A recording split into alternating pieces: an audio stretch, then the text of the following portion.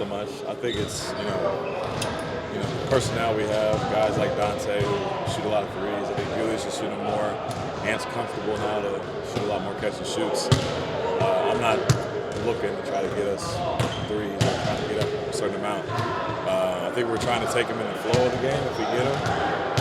We've got guys who we have confidence in making them, but we still can't get away from what we do in the paint. Guys driving lanes, making plays. So it's just kind of a balance in that. What are maybe some of the things you've learned about the offense? That maybe you didn't know what's coming together? Yeah. Honestly, I think the pace that we can play with, it's a little bit quicker. I think guys are quicker with their decisions, getting in and out of action really fast. I think Julius' ability to handle the ball and be a playmaker for himself and the team has kind of opened up a lot of different opportunities for guys. And I think that's why we're getting a lot more threes. He's passing it out late when he gets stuck in the post, and guys are getting good looks. So we just got to figure out. Sorry, but the streak continues. What'd you do? The streak continues. You made one? Uh-huh. Good job. Yeah. Hey, you was worried today, though. Hey, I was. But hey, on the bigger grand scheme of things, Ant got his first one. That's great. We were shooting for it. I double back. Next shot. Back to back. What are you shooting? So you got back-to-back perfect? Yes. Not like you ain't do that. What are you shooting? We use this machine up here, and if you get a perfect shot, it's a straight line. I did the unthinkable today, and I did 2 in a row. Bam, Okay. bam. And so like getting perfect, you maybe get one. Most guys get one a week. Me and him get one or two a day. But I got 2 in a row. Bam, bam. Now he's happy about his one. So hopefully it translates to the game now. Like you were talking about the wrist last time we spoke to you. Just kind of said maybe it affected your offseason. How did it affect your offseason? Was it just fewer rounds of golf? Yeah, I was depressed, man.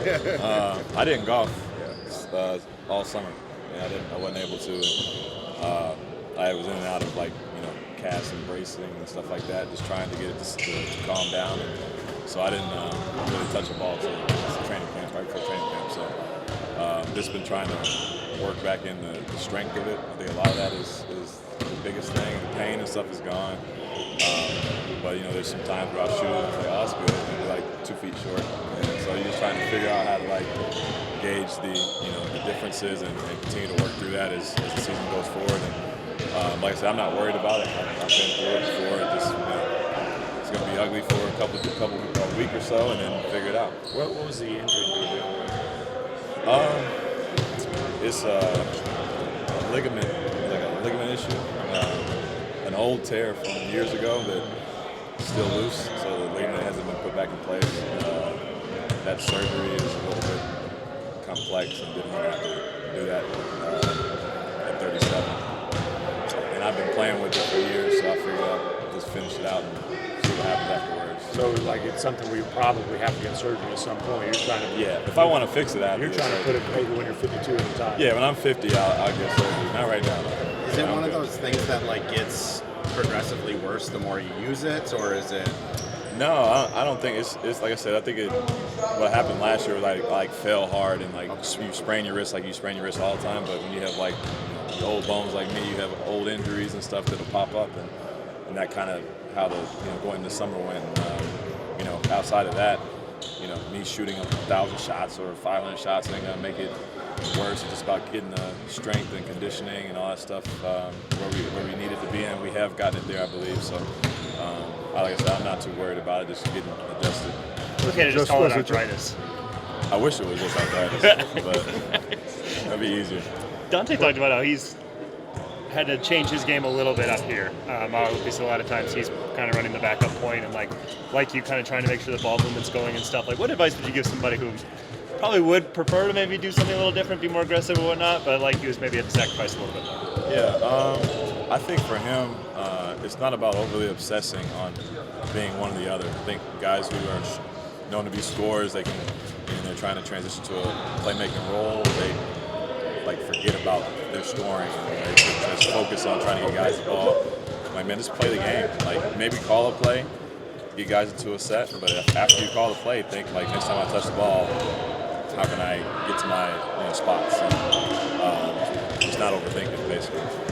Mike, we've seen you working with Rob, and also Rob's kind of glued to you at the bench, it seems like. I just wonder, how is he coming along from like a mentor-mentee perspective? Man, he's doing great. I'm just trying to keep him sane. I know he wants to be out. He wants to play right away, and he's capable of doing it, and all the things that he can help us with when he does get the opportunity. So I'm just trying to stay in his ear, preach to him, how important he is for our team and going forward, and things that he can pick up from while the moments he's not playing, learning our plays, learning our schemes, learning other team schemes. We were just going over how to get fouled.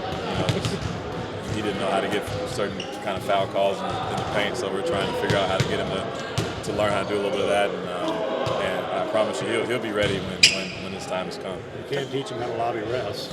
I can't teach him that, man. I'm not the best.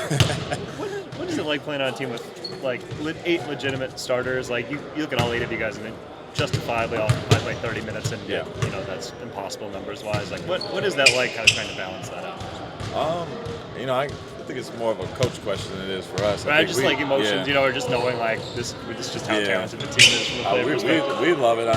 From my standpoint, I love it. Being in the 18th season, like I'm the last person that cares if I'm playing, a certain amount of minutes or not. And granted, when you got guys like Nikhil, you got Jude, Dante, guys, new guys coming in and out. You want those guys to have minutes. You want those guys to help your team win if that's the way the game's going. So we're all just pumped that we know that we have so many guys. You mentioned Julius's impact as an attacker, driving kick, post up, creating threes. For Ray, the guy who's obviously used to having the ball, what are the things he can learn, can improve as far as playing off the ball, being able to participate in the creation of catch and shoots for him? Yeah, well, I think he's done a good job so far, actually, from last year to this year, of learning how to space, learning how to cut off of other people. Like, when you're not in the play, doesn't mean you're out of the play. You still have a vital role in where you space, where you position yourself. For guys like Julius, if he predominantly wants to go left and you're in that corner, you should stay spaced and let him make a decision late, then get to you. And then you can, get in action, but don't chase the ball. Don't, clog up the space for guys. Like, just learning that around our new guys like Julius really is going to help our offense a lot. They can make the game a lot easier for him. How do you think Nikhil has grown the most mentally since you first met him in Utah to where he is now? Honestly, I think it's he has a switch where he can get a temper really quickly and get upset at himself. Like, he's a perfectionist on everything he does.